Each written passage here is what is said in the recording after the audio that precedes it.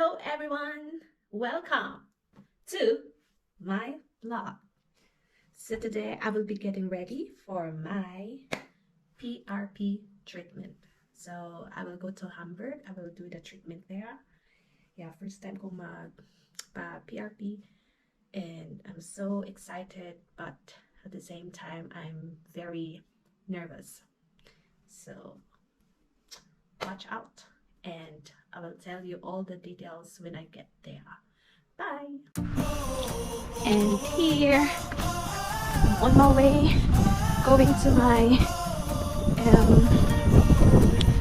Hamburg. But look at it, snowy morning. Today is Friday. So, lakas ng snow. Oh, ay, sakit sa mata. Ito yung ticket ko para sa bus. Deutschland ticket.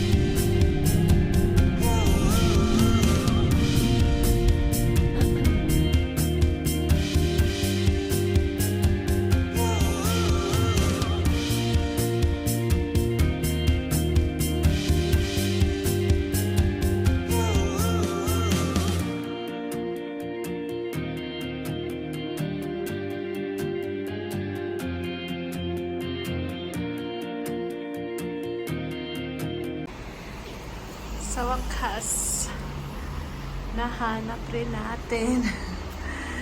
Ayan. Nandito na siya. So, pasok tayo. Oops. Oh my God, bawal pala. Danke. Ito siya.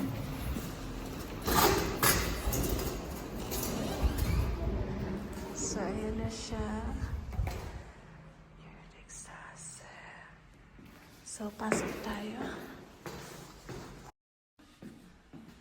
Dilim.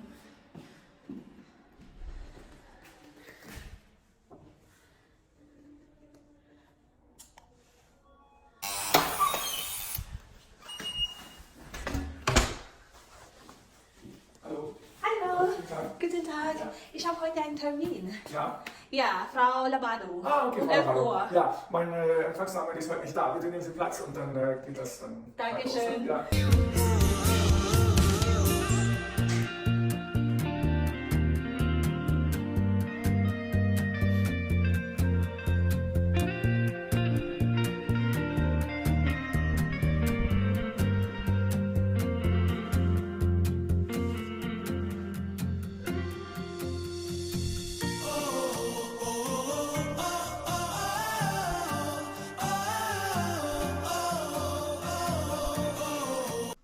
Dito na ako. So, first time ko magpa-PRP. Yan, nininervous ako. Pero, go lang. Gusto ko talaga siyang itry kasi tingnan niyo naman yung hairlines ko. Super taas na. Hindi yan. At super numipis na yung hair ko. Gawa nga ng aging, tapos hormonal imbalance, stress, lahat na lang. So, lumipis hair ko tapos yung hairlines ko kaya gusto ko siyang i-try at tingnan natin kung makunan ako ng video mamaya kasi dito kasi sa Germany super strict nila sa privacy natin shoots. So try kong makiusap at ayan, titingnan natin. So I'll give you an update later. Medyo mag-aantay pa ako dito ng mga ilang minutes kasi may pasyente pa sa loob. Natatakot ako. First time ko kasi. At saka first time ko talagang itry magpagawa dito sa Germany. Yung prices niya, depende kung ilang treatments ang gagawin mo. So ako kasi gusto ko lang muna siyang itry if mag-work ba sa hair ko. Yan. So, if maganda ba talaga. At saka hindi ko po talaga siya masasabi na 100% siyang effective. once na matry ko, ayun, I'll give you an update. So, wait na tayo guys.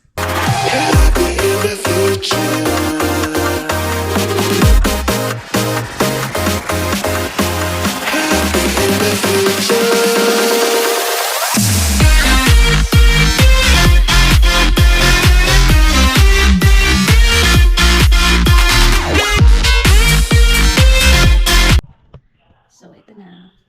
Prepare man ako ng kainiligo. At saka may mga pipilapan sa mga history. Ayan, ayan, ayan. So, ito yung bago yung procedure. At saka meron ko. Ayan. Prepare naman tayo.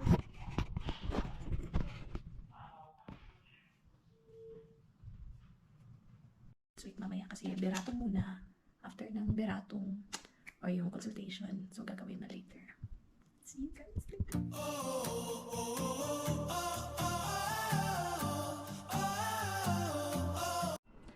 So, hello everyone. Yun lang. So sad guys. Bawal mag-video sa loob. Talagang nakiusap ako kung pwede akong mag-record. But, kasi first time ko. So, sabi niya, bawal daw muna kasi madidistract siya. At saka mag-isa siya ngayon. Wala yung secretary niya. Ayan o, wala. So, mag-isa siya. Pero, ina-assured naman niya na maybe next time sa pangalawang session ko, baka pwede na akong makakuha ng video. So, utusan niya yung secretary daw niya para yun yung mag-take ng videos. Pero, ito, na, kinuha na ako ng dugo. Ayan, kasi kukunin yung blood plasma doon. At saka, yun yung i-inject dito sa hair ko dito. Yun lang, sayang nga kasi hindi makikita yung procedure. Pero, sana next time. Pero dito yung i-inject yung mga microneedle, ganyan daw. So, if ever Thailand dito, yan, spread siya dito kung saan part ng hair ko ang medyo nakakalbo na. Ayan. So, mag-wait ako ng around 10 minutes kasi pinaprocess pa yung blood ko. Tapos, after nung tatawagin ako para i-inject na. Okay. Yeah. Okay. Good time. Ja?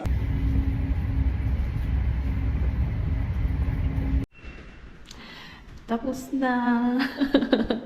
Ang sakit. Ayan. Medyo dugo-dugo pa siya konti kasi yung mga may konting dugo pa siya. Ayan. Tumudugo siya. Ayan. Masakit siya kasi, I mean, tolerable yung pain niya. So yung feeling ko ngayon, yung ulo ko, bumibigat. Ang bigat talaga. Pero, ayun nga, nakailang stop ako kasi nga, first time ko, medyo kinakabahan. At saka every time na tinuturok, ramdam ko yung pain, pero minimal lang talaga yung pain niya. Kaya naman, so yung feeling ko talaga ngayon yung ulo ko parang, bumigat. May konting pain, pero kayang-kaya. So, ito na nga siya. Ito na yun. Ayan. So, dito sa building na to is maraming, hindi lang yung skincare na. May din, dun sa building na to, may toxins, ayan, visual, kung gusto nila magpa-therapy, ayan. So, marami siya. So, tayo na nga. Aalis na ako. Ayan, maulan sa labas.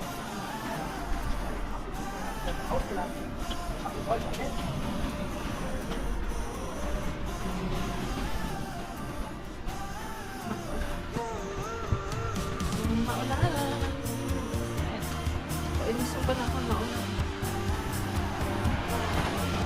At may picture kami ng doktor.